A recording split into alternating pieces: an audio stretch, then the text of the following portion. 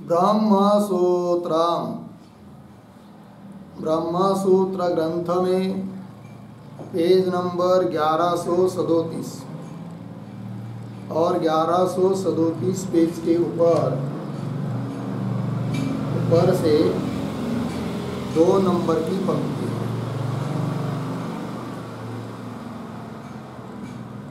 आदित्यादि मत्यधिकरणम। ठीक, तो बात यह चल रही है चतुर्थाध्याय प्रथम पाद, और चतुर्थाध्याय के प्रथम पाद का यह 5 नंबर का अधिकरण चालू हो रहा है, और इस अधिकरण का नाम है आदित्यादिमत्यधिकरणम, आदित्यादिमति अधिकरणम। ठीक, एक ही सूत्र का यह अधिकरण है। चलते हैं, इस अधिकरण के भी जो 6 अंग हैं उनको हम लोग लिख लेते हैं। शीर्षक आदित्यमत्यधिकरणम। ठीक, फिर नीचे के पंक्ति में लिखिए एक वाक्य में अंगेषु अंगेषु आदित्यत्वादि धी अधिकरणम, आदित्यत्वादि आदित्यत्वादि धी अधिकरणम, पूर्ण विराम कंस भाग। उसका अर्थ लिखिए अंगों में आदित्यादि बुद्धि विषयक, आदित्यादि बुद्धि विषयक यह आदित्यादि मति अधिकरण है। यह आदित्यादि मति अधिकरण है। हो गया। आइए आगे। फिर नीचे नंबर 1 संगति ही बराबर पूर्वाधिकरणेन सह,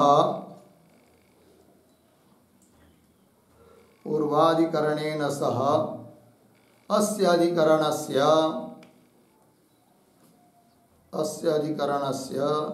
दृष्टान्त संगति ही अस्ति,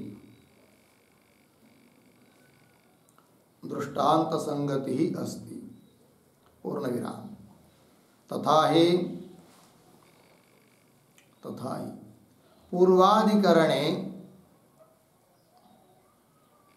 पूर्वाधिकरणे समस्त जगत कारणत्वात्,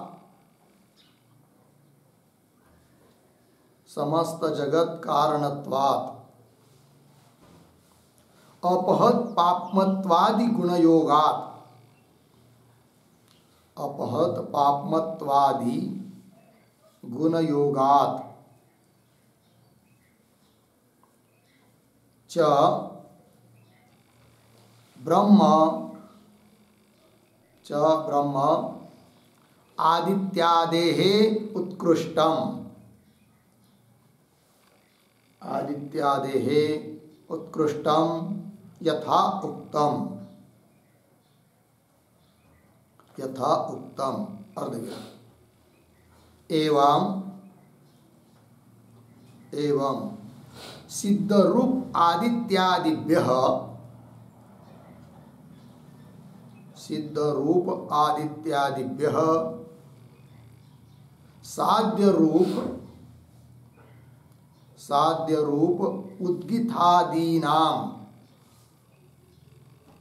साध्य रूप उद्गीतादीनां फल सन्निकर्ष उत्कर्षात्, फल सन्निकर्षोत्कर्षात् कंस में लिखे एक वाक्य फल का सामीप्य ही, फल का सामीप्य ही उत्कर्ष होने के कारण, उत्कर्ष होने के कारण कंस बन। आगे ब्रह्मवत् विशेषवत्व नियमः भवति, विशेषवत्व नियमः भवति। पूर्णविराम। इति एवं दृष्टांत संगति ही अस्ति। दृष्टांत संगति ही अस्ति। हो गया। देखिए भाई अर्थ। तो यह 5 नंबर का आदित्यादि मत्यधिकरण है। क्या सिद्ध करना है इस अधिकरण में? तब कह रहे अंगेषु आदित्यत्वादि अधिकरण, मतलब जो अंग है उद्गीतादिक, उनमें आदित्यादिकों की बुद्धि करनी है, भावना करनी है, दृष्टि करनी है, उपासना। ठीक, अंगों में तो आदित्यादि बुद्धि विषयक यह अधिकरण है। इसका नाम दिया आदित्यादि मति अधिकरण। ठीक है, चलते हैं आगे। तो संगति बता रहे हैं। तो पीछे के अधिकरण के साथ इस अधिकरण की दृष्टांत संगति, वो कैसे, उसका स्पष्टीकरण कर रहे हैं। तथा ही इत्यादि पंक्ति से। तो पूर्वाधिकरण, पीछे के अधिकरण में समस्त जगत कारणत्वात् और अपत पापमत्वादि गुणयोगात् ब्रह्म आदित्यादि उत्कृष्टम यथा उत्तम। ब्रह्म आदित्य इत्यादिकों की अपेक्षा उत्कृष्ट है, इस बात को बताया था। क्यों उत्कृष्ट है ब्रह्म आदित्य इत्यादि की अपेक्षा?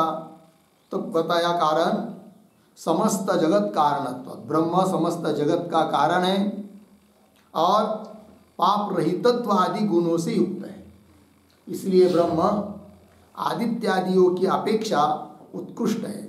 इसलिए आदित्यो ब्रह्म इति उपासित इत्यादि वाक्यों में बताया गया कि निकृष्ट जो आदित्यादिक है उसमें उत्कृष्ट ऐसे ब्रह्म की दृष्टि करनी है, भावना करनी है, उपासना करनी है।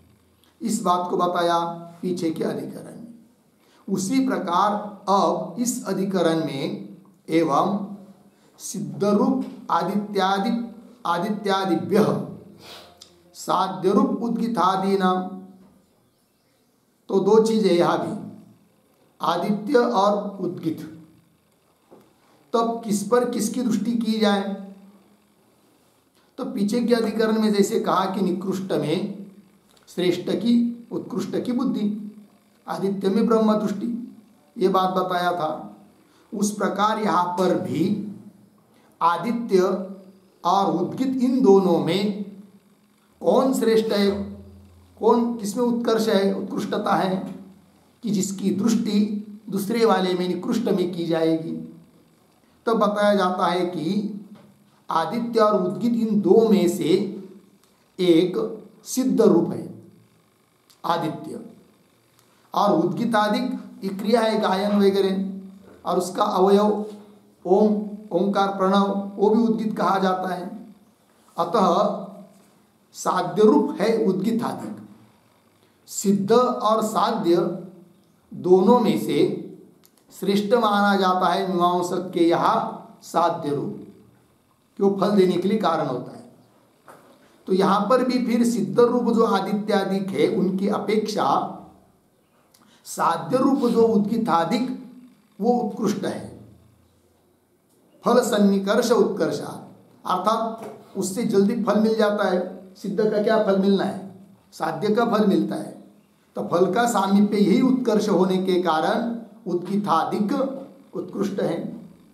और यदि उद्गीतादिक उत्कृष्ट है तो किसमें किसकी दृष्टि की जाएगी? फिर आदित्यादियों में जो कि सिद्ध रूप है उसमें, अर्थात अनंग में उद्गीतादि अंगों की दृष्टि करनी चाहिए। पूर्व पक्षी कहेगा इस प्रकार से, अर्थात पीछे की तरह हो गया। जैसे निकृष्ट आदित्य में उत्कृष्ट ब्रह्म की बुद्धि, उस प्रकार यहाँ पर भी निकृष्ट ऐसे जो आदित्यादिक जो कि सिद्ध रूप होने के कारण उसमें उद्गीत आदि जो कि उत्कृष्ट रूप वाले, क्योंकि साध्य रूप है, फल का सामीप्य उनके साथ है, अतः उत्कृष्ट ऐसे उद्गीतादिकों की दृष्टि भावना करनी चाहिए आदित्य आदि के ऊपर, सिद्ध रूप के ऊपर। तो पीछे की तरह हुआ, अतः दृष्टांत संगति बन गई। तो वही कह रहे हैं। तो साध्य रूप उद्गीतादि नाम फल सन्निकर्ष उत्कर्षात, फल का सामीप्य उत्कर्ष होने के कारण ब्रह्म की तरह विशेषवत्व नियम, जैसे पीछे के अधिकरण में विशेष श्रेष्ठ उत्कृष्ट ऐसे ब्रह्म की दृष्टि आदित्यादियों में की, उस प्रकार यहाँ पर भी होना चाहिए। इस प्रकार से दृष्टांत संगति से इस अधिकरण का आरंभ होता है। ठीक है, चलते हैं आगे। नंबर 2 विषय। विषय बराबर छांदोग्ये प्रतिपादिता, छांदोग्ये प्रतिपादिता उद्गीतादि उपासना, उद्गीतादि उपासना अस्य अधिकरणस्य विचार विषयः अस्ति, अस्य अधिकरणस्य विचार विषयः अस्ति। ठीक है, देखो भाई अर्थ।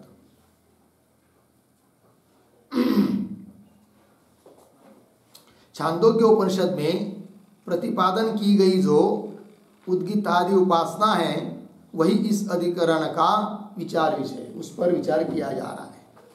तो चलते हैं आगे। नंबर 3 संशय बराबर उद्धरण चिन्ह में य एव असौ तपति, यह एव असौ तपति तम उद्गीतम उपासीत, तम उद्गीतम उपासीत, उद्धरण चिन्ह बंद। छांदोग्य 1:3:1, 1:3:1 आगे दूसरे उद्धरण चिन्ह में लोकेषु, लोकेषु पंचविधम सामोपासित, पंचविधम सामोपासित, उद्धरण चिन्ह बंद। छांदोग्य 2:2:1, 2:2:1 आगे इति एवमादिषु, इति एवमादिषु अंगाश्रित उपासनेषु, अंगाश्रित उपासनेषु किम आदित्यादिषु, आदित्यादिषु उद्गीतादि दृष्टि ही कर्तव्या, उद्गीतादि दृष्टि ही कर्तव्या अर्धविराम, अथवा अथवा उद्गीतादिषु, उद्गीतादिषु आदित्यादि दृष्टि ही कर्तव्या, आदित्यादि दृष्टि ही कर्तव्या इति भवति संदेह, इति भवति संदेह। ठीक है, देखो भाई अर्थ। तो यह एव असौ तपति, जो यह सूर्य तप रहा है उसको उद्गीतम उपासित, उद्गीत रूप से उपासना करो, एक वाक्य हुआ। और दूसरा लोकेषु पंचविधम सामोपासित, लोगों में 5 प्रकार के साम की उपासना करे। इति एवं आदिषु अंगाश्रित उपासनेषु, इत्यादि जो अंगाश्रित उपासना है, अंग हुआ उद्गीत वगैरह साम वगैरह, उसके आश्रित उसके निमित्त से उसको लेकर उपासना की बताई जा रही है। तो अतः उस अंगाश्रित उपासनाओं के बारे में संदेह हो जाता है। क्या है वो संदेह? संशय का आकार वो दे रहे किम, क्या आदित्यादिषु उद्गीतादि दृष्टि कर्तव्या, आदित्य इत्यादियों में उद्गीत की भावना करनी है क्या? पहला विकल्प है कि नहीं? तो उद्देश्य हुआ आदित्य और भावना विधेय हुआ उद्गीत दृष्टि। तो इस प्रकार से उपासना करनी चाहिए क्या? पहला विकल्प। अथवा उल्टा, उद्गीतादिषु आदित्यादि दृष्टि, उद्गीत में उद्गीतादियों में आदित्यादि की दृष्टि, इस प्रकार की उपासना करनी चाहिए। दोनों में से कौन सी किस प्रकार उपासना होनी चाहिए, ये हुआ संदेह, संशय। फिर आगे दे रहे नंबर 4, पूर्व पक्ष बराबर उद्धरण चिन्ह में यह एव असौ तपति, यह एव असौ तपति, उद्धरण चिन्ह बन कौंस में लिखिए, जो यह आदित्य तपता है, जो यह आदित्य तपता है, कौन सा बात, अर्धविराम। फिर आगे दूसरे उद्धरण चिन्ह में तम उद्गीतम उपासित, उद्धरण चिन्ह बन कौन में लिखे, उस उद्गीत की उपासना करे, उस उद्गीत की उपासना करे, कौन सा बात आगे, इत्यत्र इत्यत्र आदित्य देवतां प्रतीकं कृत्वा, प्रतीकं कृत्वा कर्मांगभूत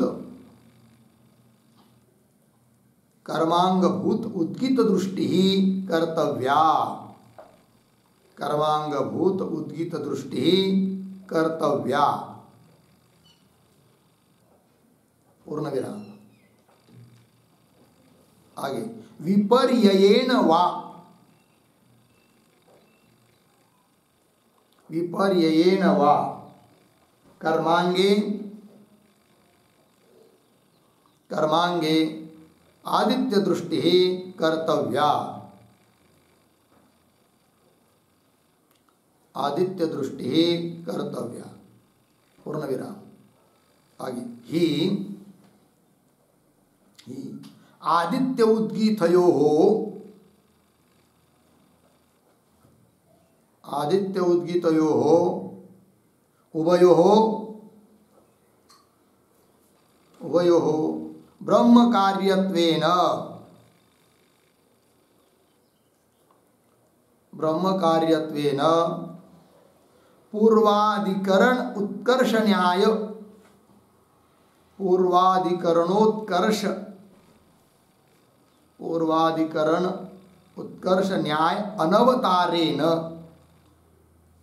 न्यायानवतारेण, न्याय अनवतारेण नियामकाभावात्, नियामक अभावात् इति पूर्वपक्षः,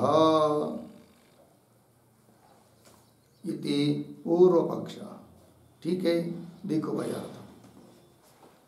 तो पूर्व पक्षी बोल रहा है कि यह असौ तपति, तम उद्गीतम उपासित इत्यादियों में जो उपासना बताई है वो कैसी करनी चाहिए? तो पूर्व पक्षी अपनी बात बोल रहा है कि आदित्य देवताम प्रतीकम कृत्वा, प्रतीक बनाना है किसको? आदित्य देवता को, आदित्य को, और कर्मांगभूत, कर्म का अंगभूत जो उद्गीत, उसकी दृष्टि करनी चाहिए। किसमें? आदित्यादियों में, क्योंकि उसको प्रतीक बनाया। तात्पर्य आदित्यादियों में कर्मांगभूत जो उद्गीत आदि है उनकी दृष्टि, आदित्य को उद्गीत समझकर ध्यान करना, पहला विकल्प। विपर्ययेन, क्यों ऐसा भी कर सकते? पूर्व पक्षी बोल रहा है, दोनों बात बोल रहा है। क्यों? वहां क्या विपर्य, उसके उल्टा कर्मांग में अर्थात उद्गीत में आदित्य दृष्टि करनी चाहिए। एक तो आदित्य में उद्गीत दृष्टि करो, क्यों? वहां उद्गीत में आदित्य दृष्टि करो। फिर कोई पूछेगा पूर्व पक्षी को, ऐसा दोबारा क्यों बोल रहे हो, ऐसा करो नहीं तो ऐसा करो, एक बात बोलो कि, तब वो बोलता है, उत्तर देता है, कारण बताता है कि क्योंकि आदित्य उद्गीतयो हो, आदित्य और उद्गीत ये दोनों भी ब्रह्म का कार्य है, अतः उसमें समानता है, उत्कृष्ट निकृष्ट भाव नहीं कर पाएंगे, इसलिए इसमें उसकी उपासना करो, क्यों उसमें उसकी भावना करो। ये दोबारा बोल रहा है वो, दोबारा दो तरह से ही आदित्य उद्गीतयो उभयो ब्रह्म कार्यत्वेन, दोनों भी ब्रह्म कार्य होने के कारण पूर्वाधिकरण उत्कर्ष न्याय अनवतारेण, पीछे के अधिकरण में जैसे ब्रह्म उत्कृष्ट है इस बात को सिद्ध करने के लिए जो युक्ति बताई, वह युक्ति यहाँ पर लागू नहीं हो सकती, क्योंकि पूर्वाधिकरण में एक था ब्रह्म, एक था आदित्य, उन दोनों में ब्रह्म समस्त जगत का कारण है, उस प्रकार आदित्य नहीं, आदित्य तो कार्य है, ब्रह्म व्यापक है, आदित्य परिच्छिन्न है, ब्रह्म पाप रहितत्वादि गुणों से युक्त है, और आदित्यादि एक परिच्छिन्न वस्तु होने से, जीव जैसे होने से हो सकता है उसमें पापादिक हो। कुल मिलाकर वहाँ पर तो युक्ति सिद्ध हो गई कि ब्रह्म उत्कृष्ट है, अतः उसकी दृष्टि आदित्य में कर सकते हैं, किंतु इधर आदित्य और उद्गीत इन दोनों के बारे में उपासना है, और दोनों भी ब्रह्म का कार्य है, कौन उत्कृष्ट कौन निकृष्ट नहीं कर सकते, अतः हो सकता है तो आदित्य में उद्गीत की दृष्टि करो, क्यों वहाँ उद्गीत में आदित्य की दृष्टि करो, ये बोल रहा है पूर्व पक्षी। आइए, तो आदित्य उद्गीतयो उभयो ब्रह्म कार्यत्वेन पूर्वाधिकरणोत्कर्ष न्यायानवतारेण अनवतारेण नियामक अभाव, इसलिए कोई नियामक नहीं है कि ये उत्कृष्ट है निकृष्ट बताने के लिए। ठीक है, ये बात बता दिया पूर्व पक्षी ने। अब चलते हैं आगे 5 नंबर सिद्धांत बराबर आदित्यादि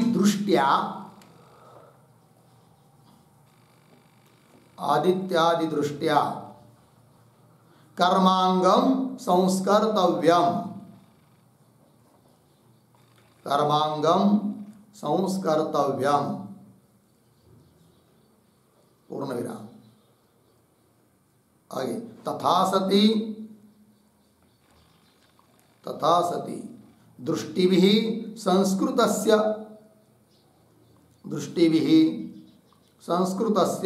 कर्मणः फलातिशय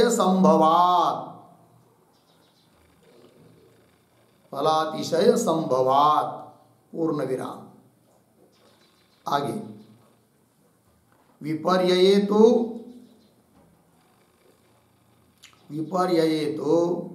कर्मांगैः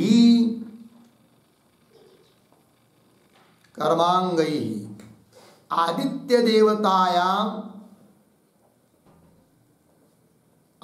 देवतायां संस्कृतायां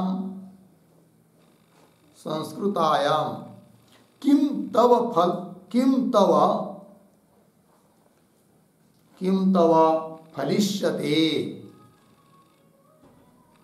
फलिष्यति पूर्ण विराम। आगे न ही अक्रियात्मिका देवता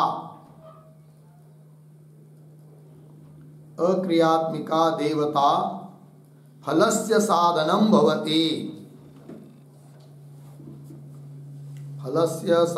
भवति पूर्ण विराम।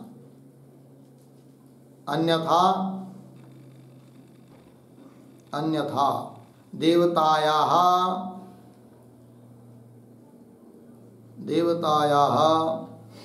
साधारणत्वेन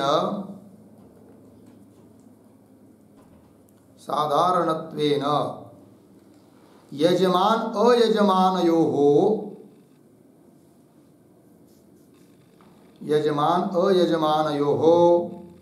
फल साम्य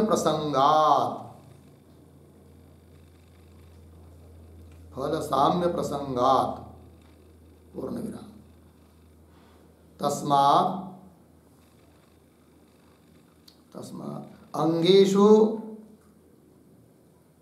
अंगेषु आदित्यादि दृष्टयः कर्तव्याः। अंगेषु आदित्यादि दृष्टयः कर्तव्याः इति सिद्धान्तः।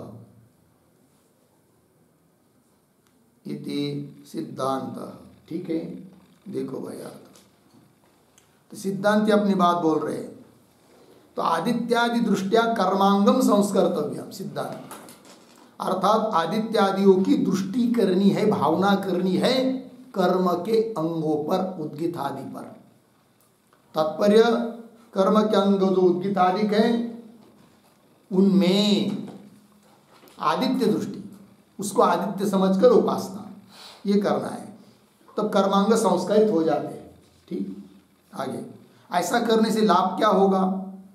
तब करे तथा सती दृष्टि भी, मतलब कर्म के अंगों पर आदित्यादि की दृष्टि करने से क्या होगा? तो उन दृष्टि से संस्कृत हो जाएंगे कर्म और कर्म के अंग। तो संस्कृतस्य सुसंस्कारित हो जाएंगे कर्मणः, तब क्या होगा? कर्मणः फलातिशय संभव, कर्म में अतिशय, कर्म का अतिशय फल, विशेष फल प्राप्त होगा, फल में तेजस्विता आएगी। जैसे व्रीहि का प्रोक्षण करते हैं और प्रोक्षण की हुई व्रीहि का प्रयोग करते हैं, तो कर्मांग जो व्रीहि उसको जैसा प्रोक्षण संस्कार से है कि नहीं, फिर उसका प्रयोग करते हैं तो विशेष फल लाभ होता है। उसी प्रकार यहाँ पर भी कर्म के अंग जो उद्गित आदि, उनमें आदित्यादि दृष्टि भावना करने से, दृष्टि करना, भावना करना, ध्यान करना, उससे संस्कारित हो जाते कर्म के अंग जिसका उपयोग कर्म के लिए है, अतः उसका फल अच्छी तरह से प्राप्त होता है, ये लाभ होता है। इसलिए कर्मांगों में, अंगों में अनंग की दृष्टि, सिद्धांत। अब आगे सिद्धांती बोल रहे पूर्व पक्षी को, यदि हम जाएंगे, सिद्धांती कहते हैं हे पूर्व पक्षी, हमने जो बात बताई अंगों में अनंग की दृष्टि, ऐसा न कर यदि उसके उल्टा करोगे, कैसा कि अनंग जो आदित्यादि जो अंग नहीं है, ऐसे आदित्यादि उनमें उद्गिति दृष्टि करोगे तो क्या तुमको लाभ होगा? कुछ नहीं होगा। वही दे रहे विपर्य तो कर्मांग ही, कर्म के अंग जो उद्गित आदि उसके द्वारा आदित्यादि देवतायाम संस्कृतायाम, आदित्यादि देवताओं को संस्कृत कर दिया, सुसंस्कृत कर दिया, किम तो फलिष्यति, क्या तुमको लाभ होगा? अर्थात कुछ नहीं होगा। क्यों? कि आदित्यादि देवता, आदित्यादि को अक्रिय है, वही कह रहे नहीं अक्रियात्मिका देवता फलस्य साधनम भवति। जो अक्रियात्मक देवता है वो फल का साधन नहीं हो सकती है, वही देवता फल के साधन बन सकते हैं जो क्रिया के साथ संबंधी है। ठीक है, ये बात हुई। और यदि ये सिद्धांत नहीं मानेंगे, अर्थात जिनका क्रिया के साथ संबंध बिल्कुल नहीं, ऐसे अक्रियात्मिका ऐसी देवता भी फल की साधन बनेगी, तो क्या होगा फिर? अन्यथा देवता या साधारणत्वेन, देवता साधारण हुई, क्योंकि जो कर्म कर रहा है उसका भी उस कर्म का देवता के साथ संबंध नहीं, जो कर्म नहीं कर रहा है उसका भी उस देवता के साथ संबंध नहीं, तो सबके लिए साधारण हो गई वो देवता। तब उस देवता ने तो सबके लिए समान फल देना चाहिए। जिसको फल देना है वो चाहे यजमान हो चाहे यजमान न हो, कर्म कर रहा हो चाहे न कर रहा हो, सबको फल देना चाहिए। यदि अक्रियात्मक देवता भी फल का साधन मानोगे तो, ये कह रहे सिद्धांतिक पूर्व पक्षी को। अन्यथा देवताया साधारणत्वेन यजमान अयजमानयो हो, यजमान हो चाहे अयजमान, दोनों को भी फल साम्य प्रसंगा, समान फल मिलना चाहिए उनको, ऐसा तो होता नहीं है। तस्मात् अंगेषु आदित्यादि दृष्टयः कर्तव्याः इति सिद्धांत। अतः अंग जो उद्गितादिक है उनमें ही आदित्यादि दृष्टि करनी चाहिए, ये हो गया सिद्धांत की बात। ठीक है, चलते हैं आगे। नंबर 6 प्रयोजनम। बराबर अत्र अत्र पूर्वोत्तर पक्षयोः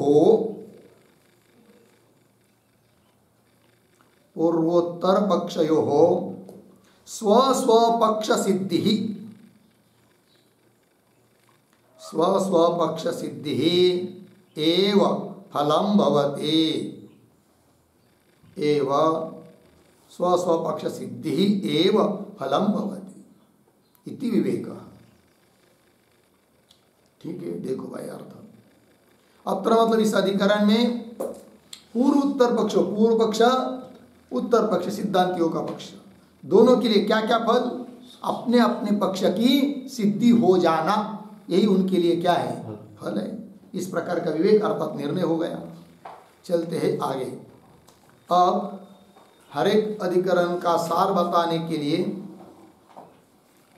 उस अधिकरण के लिए जो दो श्लोक दिए गए हैं वैयासिक न्यायमालाकार के, उन श्लोकों का उच्चारण और अर्थ देख लेते हैं, जिनमें पहला श्लोक पूर्व पक्षी का होता है और दूसरा श्लोक सिद्धांतियों का। श्लोक का उच्चारण आदित्यादावंगदृष्टि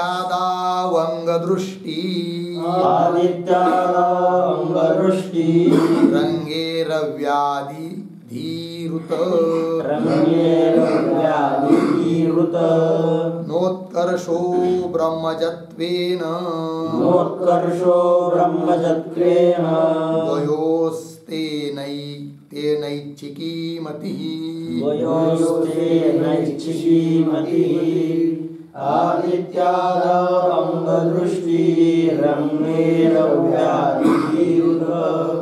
नोत्कर्षो ब्रह्मजत्वेन द्वयोस्तेनैच्छिकी मतिः।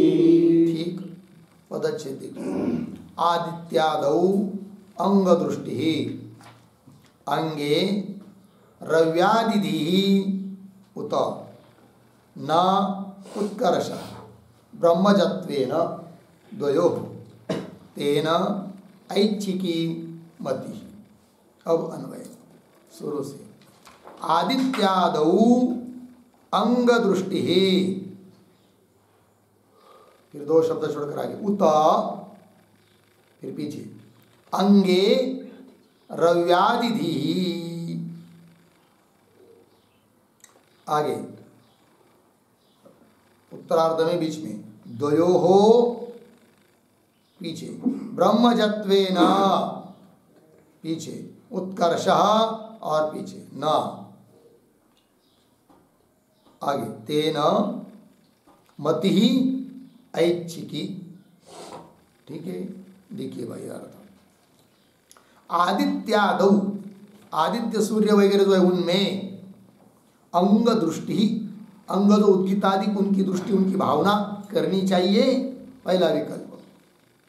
उत अथवा अंगे रव्यादिधि, अंग जो उद्गीतादि उसमें रवि, रवि आदित्य सूर्य, रव्यादिधि आदित्य दृष्टि करनी चाहिए। दो विकल्प हुए, आदित्य में अंग दृष्टि अथवा अंग में आदित्य दृष्टि। तब पूर्व पक्षी बोल रहा है सबसे पहले, वो कहता है द्वयोः ब्रह्मजत्वेन, वो दोनों भी ब्रह्म से उत्पन्न हुए हैं।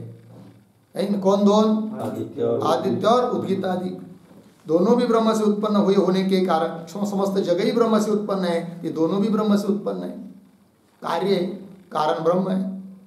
तो द्वयोः ब्रह्मजत्वेन उत्कर्ष न, उन दोनों में से किसमें उत्कर्ष है, किसमें उत्कृष्टता है, कह नहीं सकते। किसमें उत्कृष्टता है और किसमें निकृष्टता है निर्णय नहीं कर सकते, क्योंकि दोनों भी ब्रह्म का कार्य है। फिर आप ऐसी स्थिति में क्या करें, किसके ऊपर किसकी दृष्टि करें?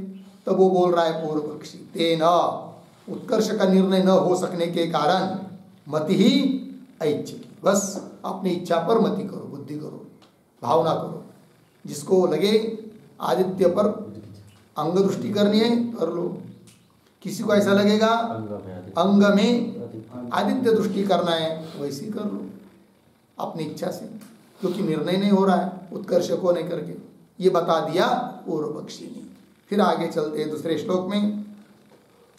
आदित्यादि धियांगानां आदित्यादि धियांगानां संस्कारे कर्मणः फले संस्कारे कर्मणः फले युज्यते तिशयस्तस्मात् युज्यते तिशयस्तस्मात् दंगेश्वर्कादिदृष्टयः दंगेश्वर्कादिदृष्टयः आदित्यादि धियांगानां संस्कारे कर्मणः फले युज्यते तिशयस्तस्मात् दंगेश्वर्कादिदृष्टयः। अब पदच्छेद देखिए। आदित्यादि धियांगानां संस्कारे कर्मणः फले युज्यते अतिशयः तस्मात् अंगेषु अर्कादि दृष्टयः। ठीक है, पदच्छेद हुआ ना। अब अन्वय पूर्वार्ध सरल है। आदित्यादि धिया अंगानां संस्कारे कर्मणः फले, या तक सरल हुआ।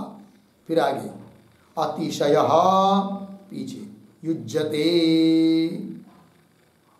उसके बाद आगे तस्मात् अंगेषु अर्कादि दृष्टयः। देखो भाई अर्थ, आदित्यादि धिया, आदित्य इत्यादि के दृष्टि से भावना से क्या करो, अंगों का संस्कार, अंगानाम संस्कारे सती। मतलब किसमें किसकी दृष्टि बता रहे सिद्धांती, उद्गीतादि अंगों में आदित्यादियों की दृष्टि करना, भावना करना, उद्गीतादियों को आदित्य समझकर उसकी उपासना करना। लग गया, ऐसा करना चाहिए। ऐसा करने से लाभ क्या होगा, तो संस्कारित हो जाएंगे उद्गीतादिक अंग। बोलेंगे ठीक है संस्कारित हो जाएंगे, उससे क्या, तो संस्कारे सती क्या होगा, कर्मणः फले अतिशय युज्यते, कर्म का जो फल है उसमें अतिशय घट जाएगा। घट जाएगा मतलब युक्ति युक्त होगा, अतिशय हो जाएगा, ये अर्थ है। घटित होगा ये उसका मतलब, घट जाएगा मतलब कम होगा ऐसा अर्थ नहीं करना। तो कर्मण फले अतिशय, अतिशय शब्द का अर्थ लिखिए आधिक्यम, युज्यते संभवती, आधिक्य हो जाएगा। तस्मात् इसलिए अंगेषु उद्गीतादि अंगों में अर्कादि दृष्टि करनी चाहिए। अर्क, अर्क आदित्य, सूर्य, सूर्य आदि की दृष्टि करनी चाहिए। ये हो गई भाई सिद्धांति की बात। दूसरा श्लोक हो गया। अब आगे चलते हैं भाष्य में।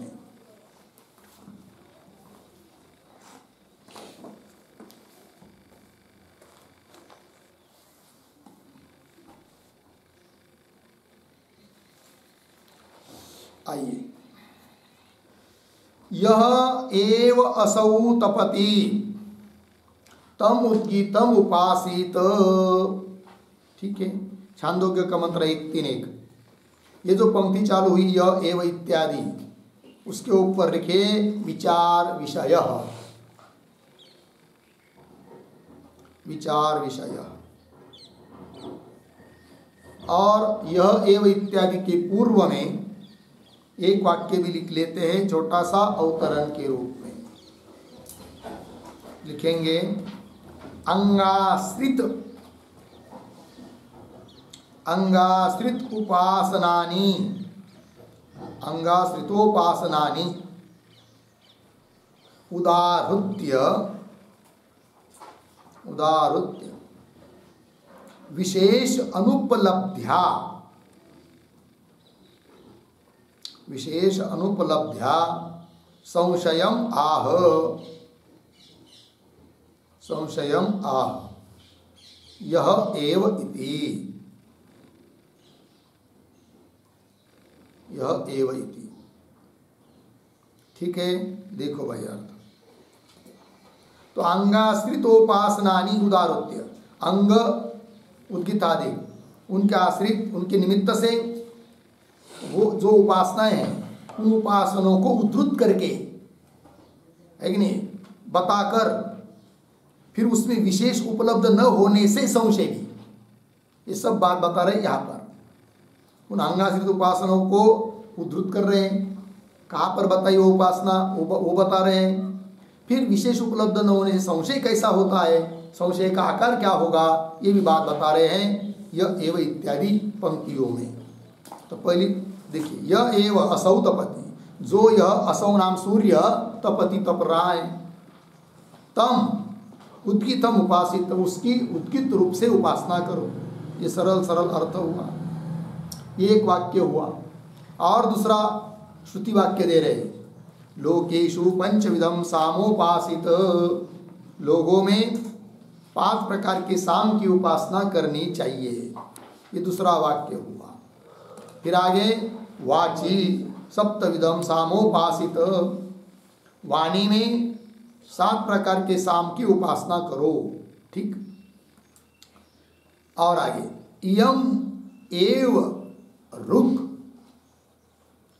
अग्नि साम, एक मंत्र है। इयम, इयम शब्द का अर्थ पृथ्वी, पीछे से आ रहा है, वहां पर देखेंगे उपनिषद में जाकर तो मालूम पड़ेगा। ये पृथ्वी रुक है, रुचा है, और अग्नि साम है, ये बात बताइए। तो इति एवं आदिषु अंगावबद्धेषु उपासनेषु, इति एवं आदिषु इत्यादि रूप जो अंगावबद्धेषु उपासनेषु, अंगावबद्धेषु मतलब उसका अर्थ लिख लीजिए, कर्मांग संबंधिषु। अंगावबद्धेषु का मतलब है कर्मांग संबंधिषु, कर्मांग जो उद्गीतादि उसके संबंध में जो उपासना है उनके बारे में संशय।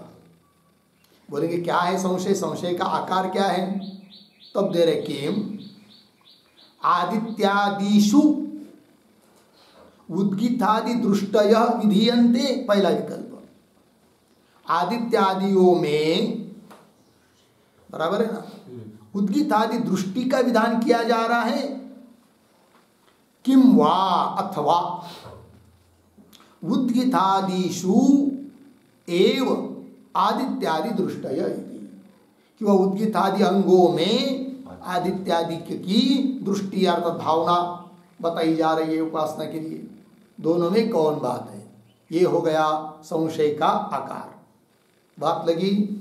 आइए अब आगे की पंक्ति पढ़ने के पहले थोड़ा सा, अभी जो 2-3 श्रुतियां बताई थी उसमें से लोकेशु पंचविधम साम उपासित ऐसा कहा गया है, और उसके आगे की श्रुति में वाची सप्तविधम साम उपासित ये बताया गया है। तो वो 5 लोक कौन है और 5 साम कौन है, और वाणी में 7 प्रकार के साम की उपासना, तो वो 7 प्रकार के साम कौन है, तो उसको समझने के लिए उस पर एक टिप्पणी लिख लेते हम लोग। लिखेंगे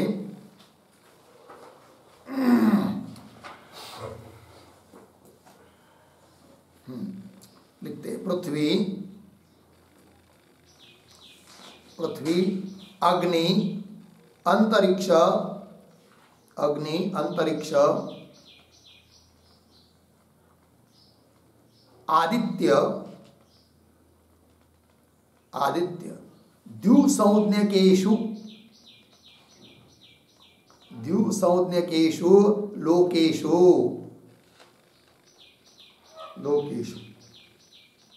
आगे हिंकार प्रस्ताव, हिंकार प्रस्ताव उद्गीत,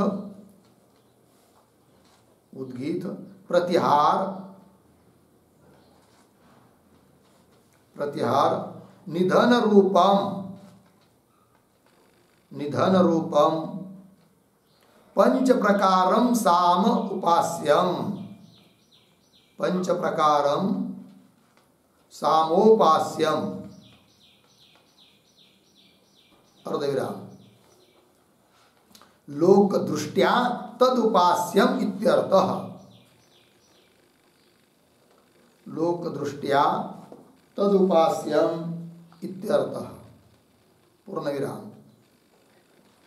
फिर नीचे की पंक्ति में पैराग्राफ छोड़कर, क्योंकि दूसरे श्रुति का अर्थ लिख रहे अभी, जो आया था ना वाची सप्तविधम, हाँ, तो उद्धरण चिन्ह में वाची सप्तविधम, उद्धरण चिन्ह 1, बराबर हिंकार, हिंकार प्रस्ताव, प्रस्ताव आदि, आदि आगे उद्गीत, उद्गीत प्रतिहार, आगे उपद्रव, उपद्रव निधन रूपम, निधन रूपम सप्त प्रकारम साम, सप्त प्रकारम साम वाची उपास्यम, वाची उपास्यम अर्धविराम वाग दृष्टिया, वाग दृष्टिया सामोपास्यम इत्यर्थः, सामोपास्यम इत्यर्थः। हो गया जी। आइए, तो लोक कौन है और साम कौन है सब बता रहे। पृथ्वी, अग्नि, अंतरिक्ष आकाश वगैरह आदि, आदित्य मतलब सूर्य वगैरह, और द्यू, द्यू मतलब स्वर्ग। तो द्यू समझने केशु लोकेशु 5 लोक हो गए भाई, पृथ्वी अग्नि वगैरह। और हिंकार भी कौन है 5 हिंकार 5 साम बता रहे हैं। 5 साम कौन है? हिंकार, प्रस्ताव, उद्गीत, प्रतिहार और निधन, ये 5 हो गए साम। इनकी उपासना मतलब लोक दृष्टिया तदुपास्यम इत्यर्थ, यह अभिप्राय है। लोकेशु ऐसा सप्तमी पद होने पर भी उसका अर्थ आगे आएगा, सब भाष्य में क्लियर होगा। तो लोक दृष्टि उनमें करनी है साम के ऊपर।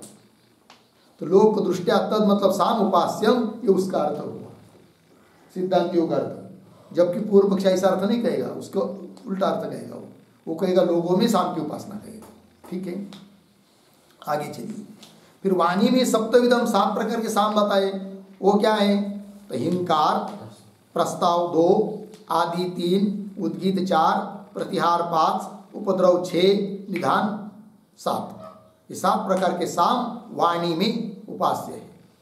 अर्थात वाग दृष्टि से इन साम की उपासना करनी है। ये बात बता दिया है। ठीक है, अब बोले कि भाई ये हिंकार, प्रस्ताव आदि क्या है? ये तो साम है, लेकिन ये क्या है, किसको कहते हैं? इसका विचार पीछे एक बार हो चुका है, आपको सब लिख के दिया था। वो रुचा जो होती है वेद की, उस रुचा में ही आदि भाग, अंतिम भाग, मध्य भाग ऐसा कुछ करके वो सब नाम दिए गए हैं। अतः उसको पुनः याद दोबारा बताने की जरूरत नहीं है।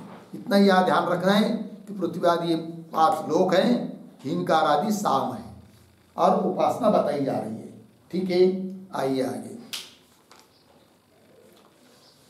तो संशय का आकार समझ में आ गया ना। फिर आगे चलते हैं। तत्र अनियमः, मिल गया। तो ये जो पंक्ति है तत्र अनियमः, उसके ऊपर लिखिए पूर्व पक्ष। अब पूर्व पक्ष अपनी बात बताना चालू कर रहा है, लंबा है वो भी। ठीक है, और ये जो तत्र इत्यादि पंक्ति है, उस तत्र के पूर्व में एक वाक्य लिख लीजिए। अवतरण पूर्वाधिकरणवत्, पूर्वाधिकरणवत् निर्णय कारण अभावात्, निर्णय कारण अभावात् पूर्व पक्षम आह, पूर्व पक्षम आह तत्र इति। ठीक है, देखो भाई अर्थ। तो पीछे के अधिकरण में जैसे निर्णय करने के लिए कारण था, क्या था कि दोनों में से उत्कृष्ट कौन है, निकृष्ट कौन है, ये निर्णय हुआ। फिर उत्कृष्ट की बुद्धि निकृष्ट में करनी, ये नियामक बन गया। तो किसमें किसकी दृष्टि करनी चाहिए, इसके लिए नियामक बन गया उत्कृष्ट निकृष्ट भाव पीछे के अधिकरण में। उस प्रकार इस अधिकरण में कोई निर्णय करने के लिए कारण न होने से अनियम, कोई नियम नहीं है किस पर किसकी दृष्टि करो, बस जिसको जैसी मर्जी वैसी करो। यह अभिप्राय किसका? पूर्व पक्षी का। वही दे रहे तत्र अनियम, ठीक है ना, कोई नियम नहीं। जो संशय बताया किसमें किसकी दृष्टि करे, तत्र मतलब ऐसा जो संशय बताया ना, वह उसके लिए कोई नियम नहीं। चाहे आदित्य में उद्गीत दृष्टि करो अथवा उद्गीत में आदित्य दृष्टि करो, अनियम। क्यों? हेतु दे रहा है, नियम कारण अभाव। नियम करने के लिए नियामक नहीं, नियम कारण अभाव, नियम करने के लिए कोई कारण हेतु न होने से अनियम है। ये बात बता रहा है पूर्व पक्षी। नियम कारण अभाव इति प्राप्तम। ठीक है, आगे चलिए। न ही अत्र ब्रह्मण इव कस्यचित् उत्कर्ष विशेष अवधार्यते। ठीक है, ये जो पंक्ति चालू हुई नहीं के पूर्व में एक वाक्य लिखिए छोटा सा अवतरण के रूप में। नियमकारिणः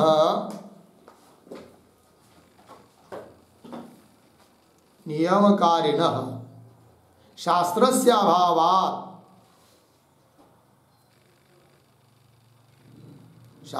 अभावात् इति उक्तम व्यनक्ति, इति उक्तम व्यनक्ति नहीं इति। ठीक है, आइए भाई, अभी जो पीछे के पंक्ति में बताया कि नियम करने वाले शास्त्र का अभाव है, ये जो बात बताई उसको ही स्पष्ट कर रहे नहीं इत्यादि पंक्ति से। देखो फिर तो नहीं, अत्र नहीं कान्वय अवधार्यते के साथ, अत्र ब्रह्मण इव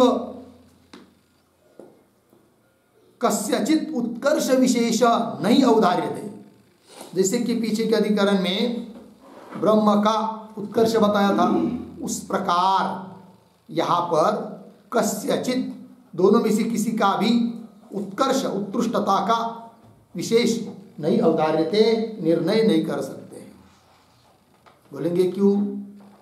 तब आगे, ब्रह्म ही समस्त कारणत्वात् अपद पापमत्वादि गुण योगाच्च आदित्यादिभ्यः उत्कृष्टम इति शक्यम अवधारयितुम। अर्धविराम। न तो आदित्य उद्गीतादीनाम, क्यों? विकारत्व अविशेषात् किंचित उत्कर्ष विशेष अवधारणे कारणम अस्ति। ठीक है, देखो भाई एक एक बात को, कहाँ से चालू हुआ? ब्रह्म ही। तो ब्रह्म ही ये जो पंक्ति चालू हुई है उसके पीछे ब्रह्म के पूर्व में एक छोटा सा वाक्य लिखिए, वैधर्म्य दृष्टान्तम स्पष्टयति। वैधर्म्य दृष्टान्तम स्पष्टयति ब्रह्म इति। ठीक है, देखो भाई अर्थ।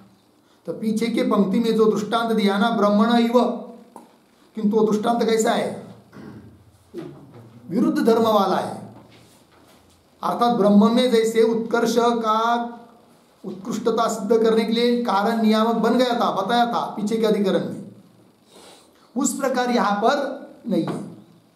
अर्थात विरुद्ध धर्म वाला दृष्टांत हुआ, तो उसका स्पष्टीकरण कर रहे इस पंक्ति में। देखिए फिर, ब्रह्म ही, तो ब्रह्म और आदित्य इन दोनों के बारे में, क्योंकि आदित्य ब्रह्म इति उपासित, आदित्य और ब्रह्म दो चीज है, तो वहां पर दोनों में कौन श्रेष्ठ? तो ब्रह्म श्रेष्ठ है, उत्कृष्ट है। इसका निर्णय हो चुका है पीछे। क्यों निर्णय हुआ है? क्या हेतु है वहां? किस हेतु से ब्रह्म में उत्कृष्टता है वो यहां बता रहे। ब्रह्म ही समस्त जगत कारणत्वात्, पहली बात, समस्त जगत का कारण है कौन? ब्रह्म। आदित्य का भी कारण है, और कार्य की अपेक्षा कारण श्रेष्ठ होता है। तो समस्त जगत कारणत्वात् एक। दूसरी बात, अपद पापमत्वादि गुण योगाच्च, पाप रहितत्वादि गुणों से भी युक्त है। अपद पापमत्वादि गुण योगात्, गुण संबंधात्, यद्यपि ब्रह्म में कई गुण गुणी भाव गुण है, कोई ब्रह्म में ऐसा अर्थ नहीं, तो यह समझने के लिए पाप रहितत्व उसमें है ये बात। तो अपत्पात्मत्वादि गुण योगाच क्या आदित्यादिभ्य उत्कृष्टम, कौन? ब्रह्म। आदित्यादि की अपेक्षा उत्कृष्ट है ब्रह्म। इति शक्यम अवधारयितुम, इति अवधारयितुम शक्यम, ऐसा निर्णय किया जा सकता है और किया गया भी पीछे। तो अर्धविराम अवधारयितुम के बाद फिर आगे कह रहे न तू, न कान्वय अंतिम अस्थि के साथ रहेगा। तू किंतु आदित्य उद्गितादि नाम, दो चीज सामने अभी, कौन कौन? आदित्य और एक उद्गित। आदित्य उद्गितादि नाम विकारत्व अविशेषात, विकारत्व कार्यत्व, अविशेषात समानत्व, कार्यत्व धर्म दोनों में समान होने के कारण किंचित उत्कर्ष विशेष अवधारणे है कि नहीं? किंचित किसमें? उत्कर्ष विशेष है ऐसा अवधारण करने में, निर्णय करने में क्या? कारणम न अस्ति, न का वही धरे ना, आगे जो आया है, पीछे जो न आया है, तो कारणम नास्ति। तो कारणम शब्द का अर्थ प्रमाणम, प्रमाण नहीं है, कारण नहीं है, निमित्त नहीं है। तो क्या निर्णय हुआ कि कुल मिलाकर पूर्व पक्षी के कहने का कि कौन उत्कृष्ट, किसमें उत्कर्षता है, उत्कृष्टता है, यह निर्णय न हो सकने के कारण दोनों में से कहीं भी कुछ भी करो, मतलब ऐच्छिक दृष्टि करो, अर्थात उद्गीत में आदित्य की दृष्टि करो अथवा आदित्य में उद्गीत की भावना करो, कोई दिक्कत नहीं हमको। कौन बोल रहा है? पूर्व पक्षी। तो पूर्व पक्षी बात समाप्त हुई। अथवा अभी पूर्व पक्षी समाप्त नहीं हुआ, तो दूसरी अंग से बोल रहा है पूर्व पक्षी अभी। अथवा नियमेन उद्गीतादिमतयः आदित्यादिषु अध्यस्येरन्, ये बात शब्दों का थोड़ा अन्वय। अथवा आदित्यादिषु, पीछे नियमेन उद्गीतादिमतयः, आगे अध्यस्येरन् हो गया। लेकिन अथवा इत्यादि पंक्ति से क्या बात चालू हुई, इस बात को समझने के लिए अथवा के पूर्व में एक वाक्य लिखिए। अवतरण सिद्ध रूप आदित्यादिभ्यः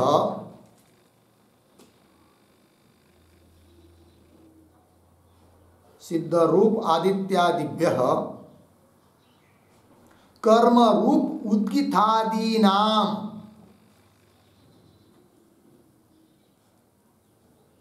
कर्म रूप उद्गीतादीनाम फल सन्निकर्षेण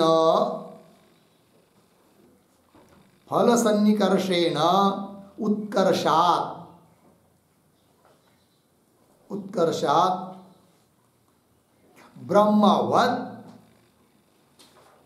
ब्रह्मवत् विशेषणत्व नियमः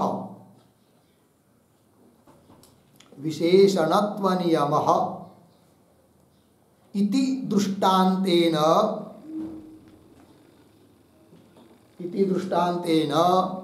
मुख्यम पूर्वपक्षम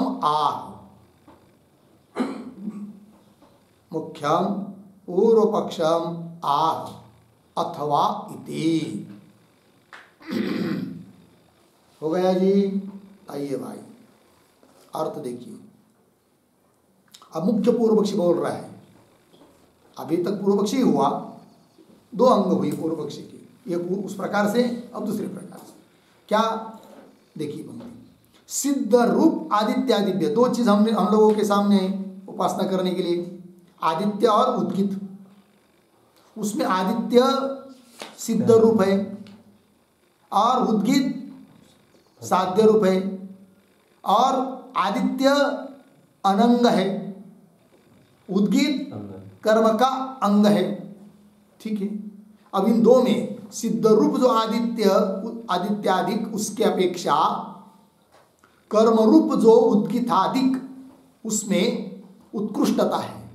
कारण दे रहे फल सन्निकर्षेण, फल के साथ सामीप्य है, किसका?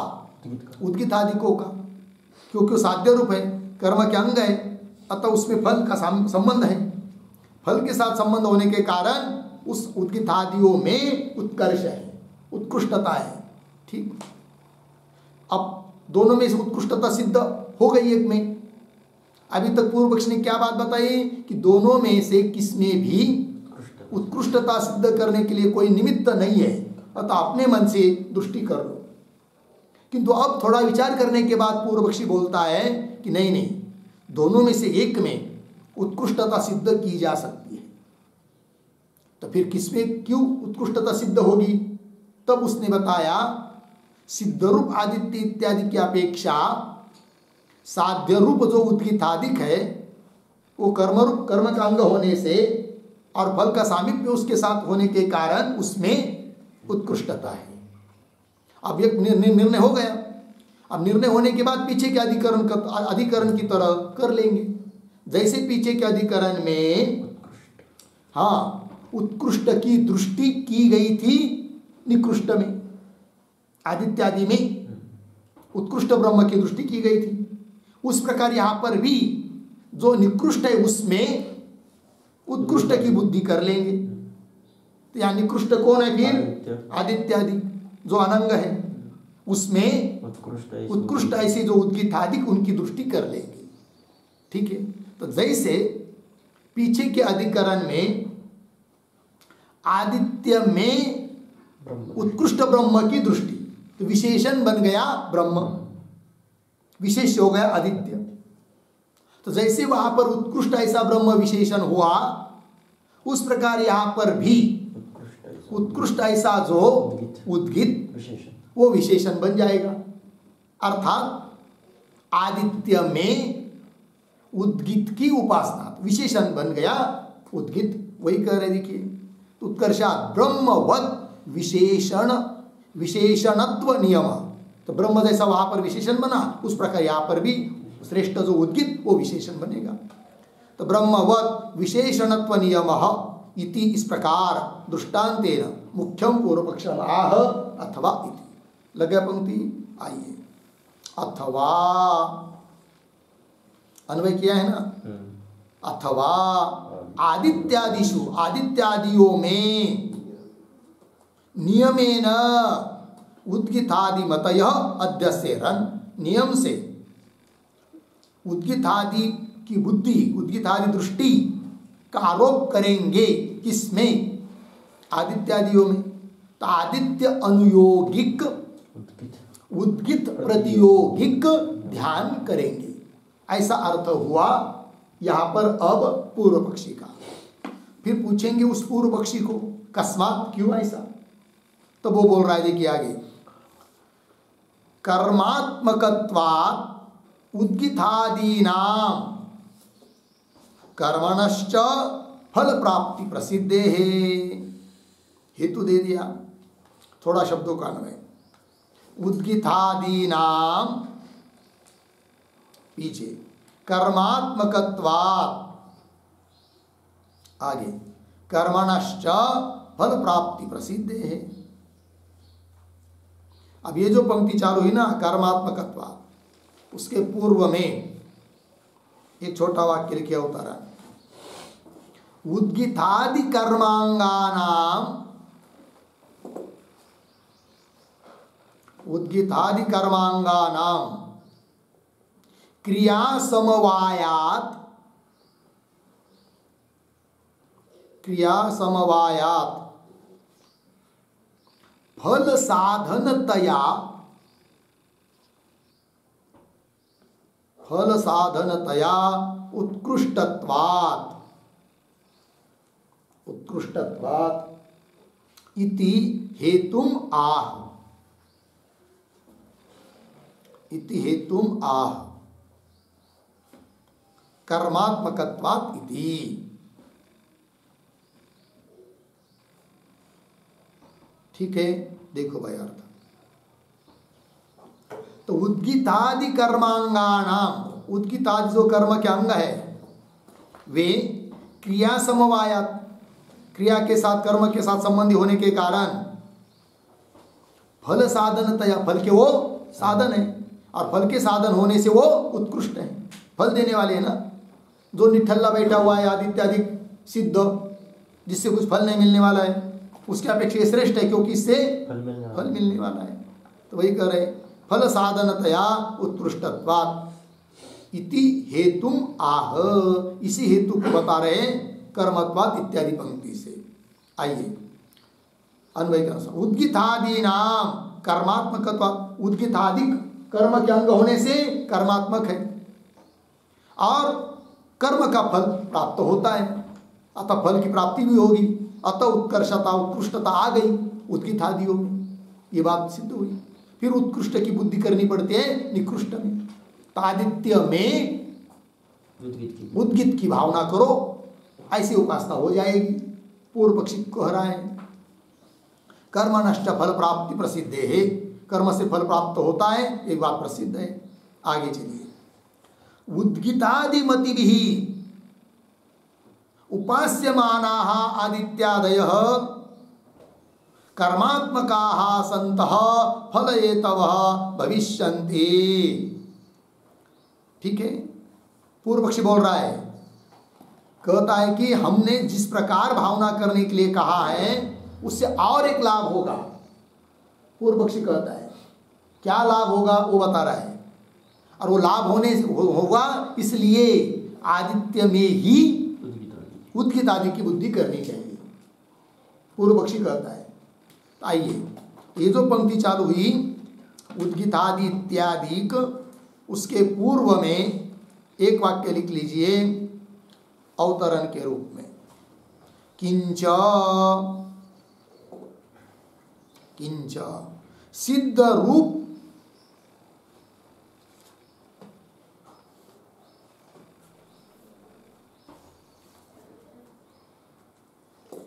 किंच सिद्ध रूप आदित्याद्यात्मना आदित्याद्यात्मना चेत उद्गितादयः दृष्टाः अर्धविराम तदा न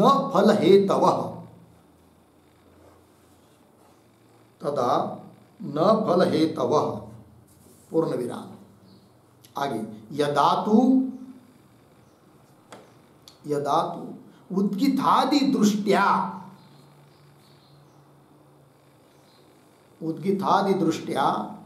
आदित्यादयः दृष्टाः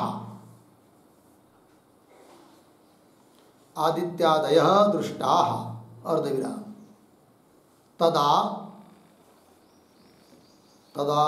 तेषाम् अपि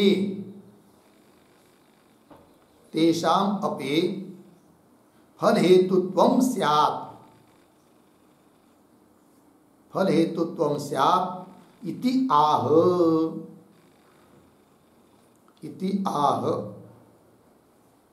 उद्गितादि इति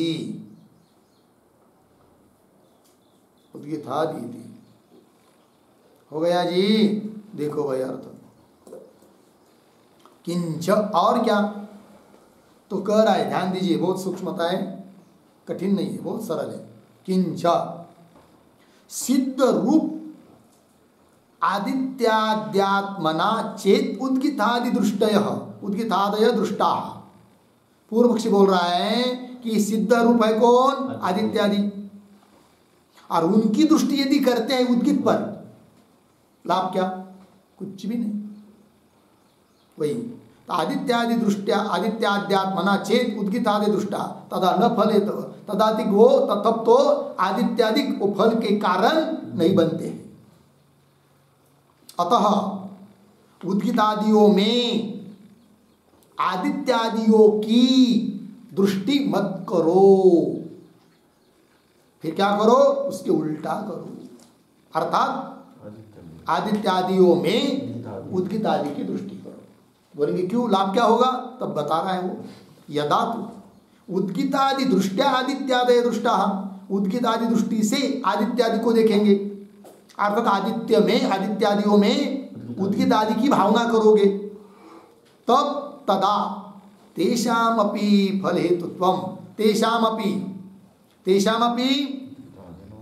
हाँ आदित्यादि नाम अपि, जो आदित्यादि सिद्ध रूप होकर बैठे फल के लिए कारण नहीं है वो भी फल के लिए निमित्त बन जाएंगे, क्योंकि उस पर आप उद्गित आदि की दृष्टि कर रहे हैं, ठीक है ना, तो वो भी कर्म रूप हो जाएंगे, है कि नहीं, वही करें तदा तेषामपि, और कर्म रूप होंगे तो फल देंगे, क्योंकि कर्म के संबंधी बन जाएंगे ना वो, क्योंकि उसमें आप दृष्टि कर रहे, भावना कर रहे उद्गित आदि की।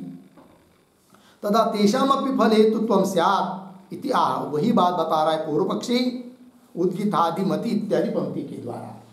देखिए फिर उद्गितादि मति भी, उद्गितादि की मति भी दृष्टि से उपास्यमाना आदित्यादय कर्मात्मक संत फल हेतव भविष्यन्ति, ठीक है, उद्गितादि की दृष्टि करेंगे किसमें, आदित्यादियों में, उद्गितादि मति भी, उद्गितादि दृष्टि से उपास्यमाना आदित्यादय, उपासना का विषय बनने वाले जो आदित्यादिक वे भी कर्मात्मक बन जाएंगे, अर्थात आदित्य में उद्गितादिक की दृष्टि करेंगे, आदित्यादिक भी कर्म के संबंधी, उपासना रूप कर्म के संबंधी होने से कर्मात्मक हो जाएंगे। वो कर्मात्मका संतः, कर्मात्मक हो जाने होते हुए फल हेतव भविष्यन्ति, फल के लिए कारण बन जाएंगे, ये भी लाभ होगा।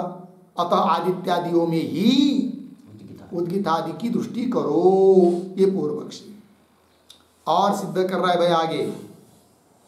तथा च इयम एव, क्या है आगे, हाँ इयम एव रुक् अग्नि साम इत्यत्र तद एतत् एतस्याम रुचि अद्यूढ़म साम इति रुक् शब्देन पृथ्वी निर्दिशति, साम शब्देन अग्निम, अर्धविराम, तच्च